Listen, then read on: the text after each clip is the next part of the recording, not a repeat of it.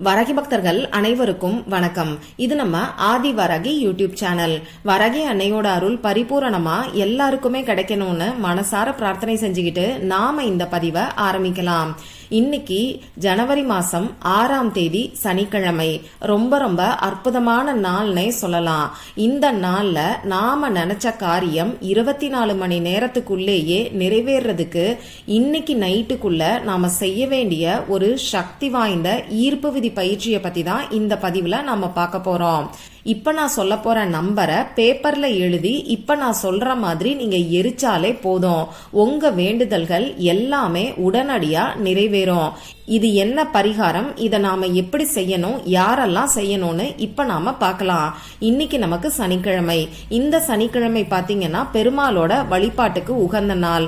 அது மட்டும் இல்லாம இப்ப நமக்கு மார்கழி மாசம். இந்த மார்கழி மாசமுமே பெருமாளோட வழிபாட்டுக்கு உகந்த மாசம்தான். மார்கழி மாசம்னாலே ரொம்ப ரொம்ப விசேஷமானதுன்னு உங்க எல்லாருக்குமே நல்லா தெரியும். இது மட்டும் இல்லாம இந்த நாள்ல இன்னும் 2 சிறப்புகள் சேர்ந்து இருக்கு.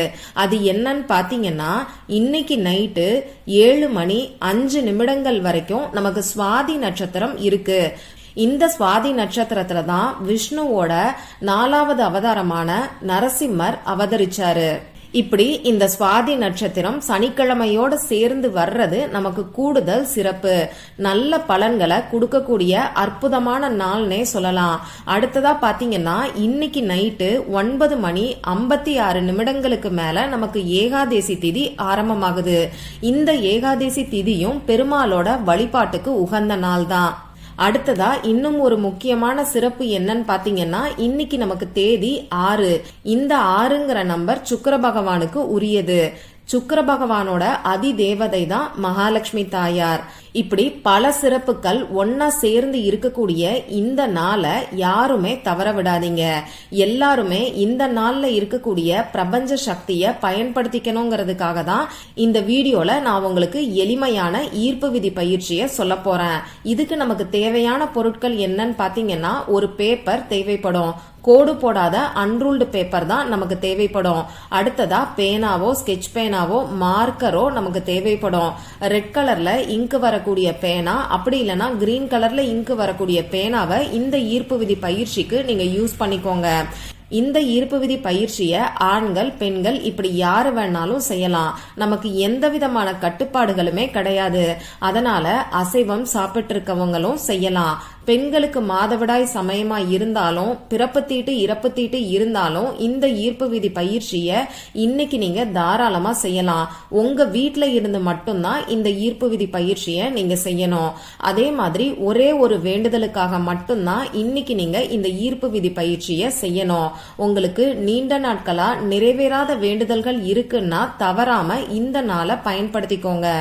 எந்தெந்த வேண்டுதல்களுக்காக இந்த ஈர்ப்பு விதி பயிற்சிய நம்ம யூஸ் பண்ணலாம்னு பாத்தீங்கன்னா, எல்லா விதமான வேண்டுதல்களும் எல்லா விதமான கஷ்டங்களும் தீர்றதுக்கு இந்த ஈர்ப்பு விதி பயிற்சிய நீங்க பயன்படுத்தலாம்.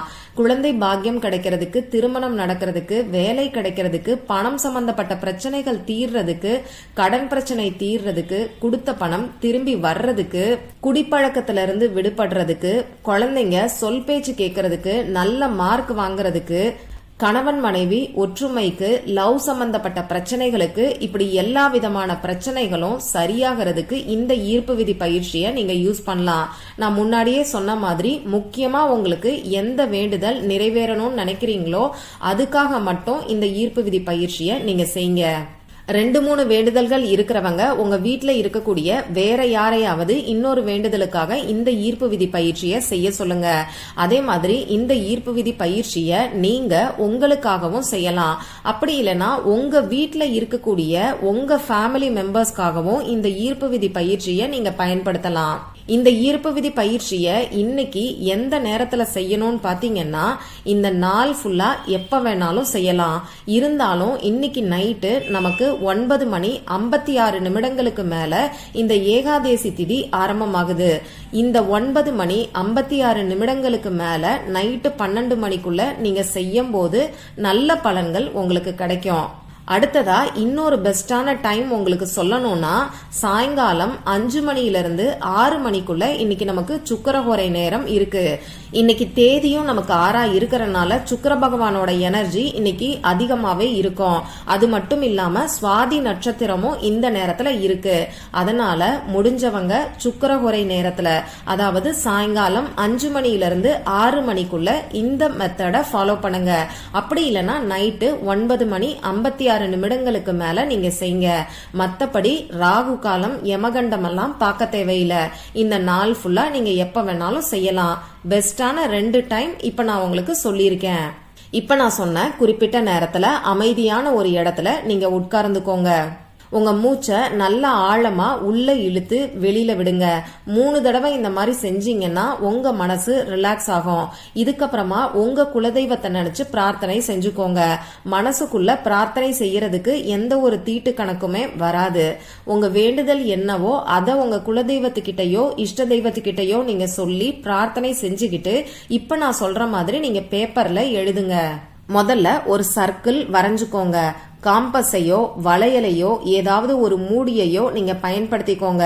இந்த சர்க்கிள்ல நடுவுல எந்த விதமான பிரேக்கும் இல்லாத மாதிரி ஆரம்பிச்ச இடத்துல கரெக்டா வந்து முடிச்சுக்கோங்க. இந்த சர்க்கிள்குள்ள பேரை எழுதிக்கோங்க. அடுத்ததா வேண்டுதல் என்னவோ அத ஒரு வார்த்தையில நீங்க எழுதிக்கோங்க. வேலைனா வேலைன்னு எழுதுங்க. பணம் சம்பந்தப்பட்ட பிரச்சனைகள் இருக்கிறவங்க, கடன் பிரச்சனை இருக்கிறவங்க, அடகு வச்ச நகையை மீட்கணும்னு நினைக்கிறவங்க பணம்னு சொல்லி எழுதுங்க.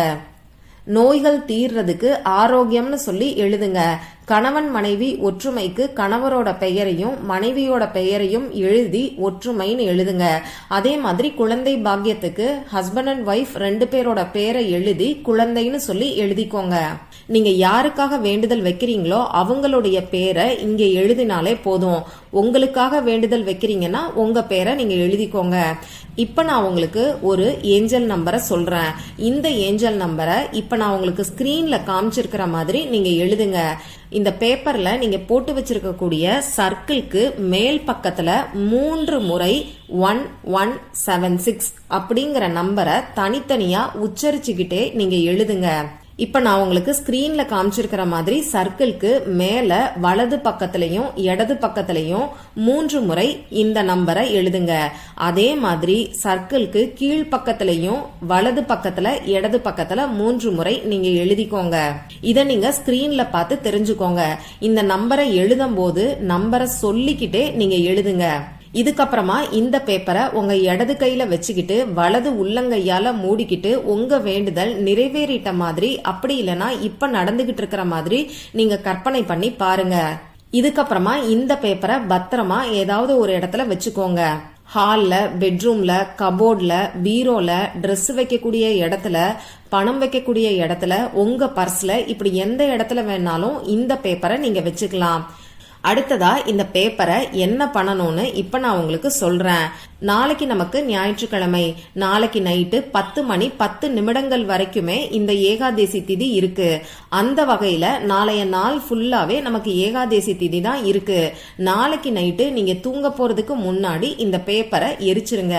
இந்த பேப்பரை எரிக்கிறதுக்கு முன்னாடி திரும்பியும் ஒரு தடவை உங்க குலதெய்வத்தை நினைச்சு பிரார்த்தனை செஞ்சுக்கிட்டு உங்க இடது கையில இந்த பேப்பரை வச்சுக்கிட்டு வலது கையால மூடிக்கிட்டு திரும்பியும் ஒரு தடவை உங்க வேண்டுதல் நிறைவேறிட்ட மாதிரி நீங்க கற்பனை பண்ணி பாருங்க.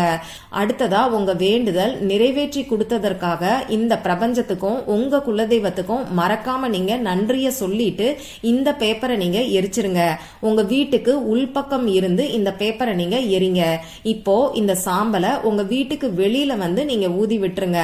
முழு நம்பிக்கையோட இந்த ஈர்ப்பு விதி பயிற்சியை நீங்க செஞ்சீங்கன்னா நிச்சயமா 24 மணி நேரத்துக்குள்ளேயே உங்க வேண்டுதல் நிறைவேறும். ஒரு சிலருக்கு வேண்டுதல் நிறைவேறும், இன்னும் ஒரு சிலருக்கு வேண்டுதல் நிறைவேறதுக்கான வழி கட்டாயமா கிடைக்கும். அதனால நம்பிக்கையோட ட்ரை பண்ணி பாருங்க. இந்த பதிவுல உங்களுக்கு ஏதாவது சந்தேகம் இருந்துச்சுன்னா எனக்கு கமெண்ட் பாக்ஸ்ல கேளுங்க. அதை நான் உங்களுக்கு உடனே தெளிவுபடுத்துறேன். இந்த பதிவு உங்களுக்கு பிடிச்சிருந்தா லைக் பண்ணிட்டு உங்க ஃப்ரெண்ட்ஸ் அண்ட் ஃபேமிலி கூட ஷேர் பண்ணுங்க. இந்த மாதிரி அந்தந்த நாளுக்கும் நேரத்துக்கும் திதிக்கும் உரிய வழிபாடுகளையும் பரிகாரங்களையும் நீங்க மிஸ் பண்ணாம தெரிஞ்சுக்கிறதுக்கு நம்ம சேனலை மறக்காம சப்ஸ்கிரைப் பண்ணிட்டு பக்கத்துல இருக்கக்கூடிய பெல் ஐகானையும் பிரஸ் பண்ணிக்கோங்க. மற்றும் ஒரு பயனுள்ள பதிவுல நாம சந்திக்கலாம். நன்றி.